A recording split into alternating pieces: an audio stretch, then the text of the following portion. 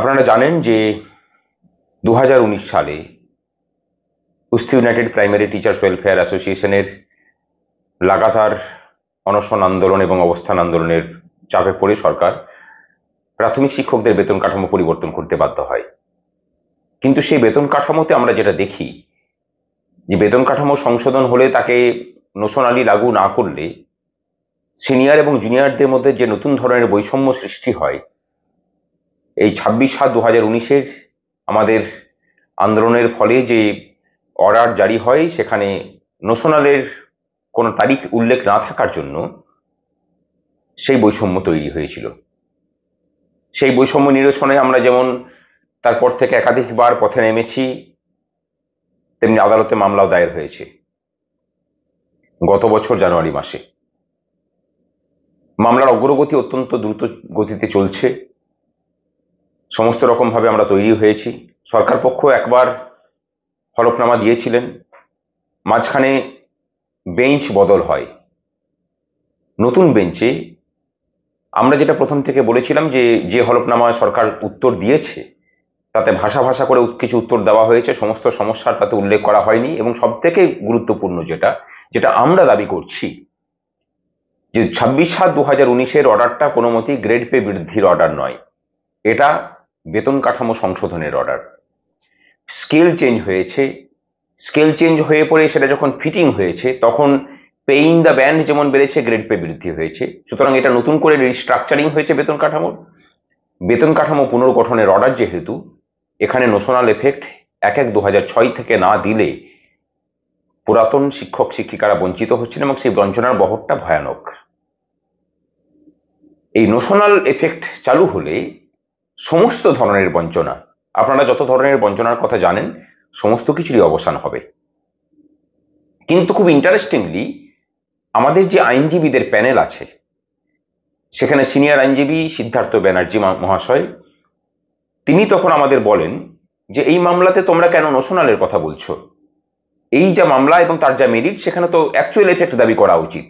আমাদের আগের দিনে যে শুনানি ছিল বিচারপতি রাজাশেখর মান্থার বেঞ্চে, সেটাই প্রথম শুনানি ছিল।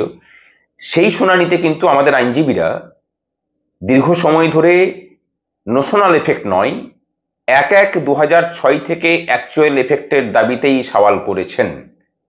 তখন সমস্ত সওয়াল শুনে, সেই দিনের সওয়াল প্রায় 1 ঘন্টা মতো চলে, সেই দিনের সওয়াল শুনে বিচারপতি তখন বলেন যে এই কেসে আমাদের যে পয়েন্ট আছে তার সমস্ত কিছু বিশদ তথ্য উল্লেখ করে রাজ্য সরকারের শিক্ষা দপ্তর এবং ফিনান্সকে তাদের হলফনামা দিতে হবে।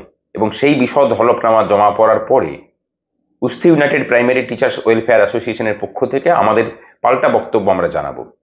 আজকে মামলার দ্বিতীয় শুনানি ছিল। এর আগে 12 তারিখে, মানে 12ই জুন সরকার পক্ষের হলফনামা দেওয়ার কথা ছিল।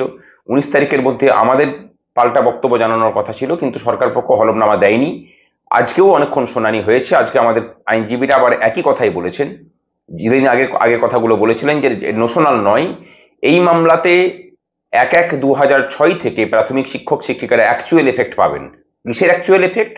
26/7/2019 যে অর্ডার, অর্থাৎ ট্রেন্ড প্রাইমারি টিচারদের পে ব্যান্ড 2 থেকে পে ব্যান্ড 3-তে উন্নীতকরণ এবং 2600 থেকে 3600 গ্রেড পে বৃদ্ধি, 2900 থেকে 3900 গ্রেড পে, প্রধান শিক্ষকদের জন্য আলাদা বেতন কাঠামো, এবং তার সাথে আনট্রেন্ড টিচারদের পে ব্যান্ড 2-এ 2300 থেকে 2900 গ্রেড পে, 18 বছর হয়ে গেলে সেটা 3200 টাকা গ্রেড পে।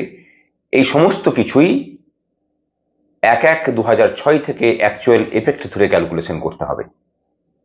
সরকার পক্ষ আজকে এসে পড়ে বলে যে বিষয়টির জটিলতার কথা ভেবে তারা এখনো পর্যন্ত তৈরি করে উঠতে পারেননি, তাদের সময় দরকার। বিচারপতি 4 সপ্তাহের সময় দিয়েছেন। এই অর্ডার 2019 সালের যেদিন প্রকাশ হয়েছিল, সেই আগামী 26শে জুলাই 2024 তারিখে এই মামলার পরবর্তী শুনানির দিন ধার্য হয়েছে। এবং আশা করা যায় আজকে বিচারপতি যে ধরনের কথাবার্তা বলেছেন, আর হয়তো সময় সরকার পাবে না। অর্থাৎ 26 তারিখ তারা হলফনামা দেবেন। তার আগে যদি দেন তাহলে আমরাও পাল্টা আমাদের বক্তব্য জানাবো এবং 26 তারিখে পূর্ণাঙ্গ শুনানি হবে। আপাতত এটুকুই, নোশনাল হলে পরে সমস্ত কিছুর সমাধান হবে এবং এটাই যেহেতু আমাদের প্রাথমিক দাবি দেওয়ার বিষয়, তাই নোশনাল মামলা আমাদের কাছে একদম পাখির চোখ এবং এটাকে সর্বোচ্চ গুরুত্ব দিয়ে সংগঠন লড়ছে। সেটা আমাদের আইনজীবীদের তৎপরতা, আমাদের ক্রমাগত লেগে থাকা এবং আমাদের আইনজীবীদের প্যানেল, তার ওজন, সেটা দেখলেই সেটা বুঝতে পারবেন।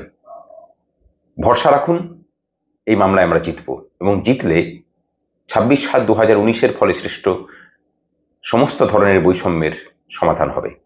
ততদিন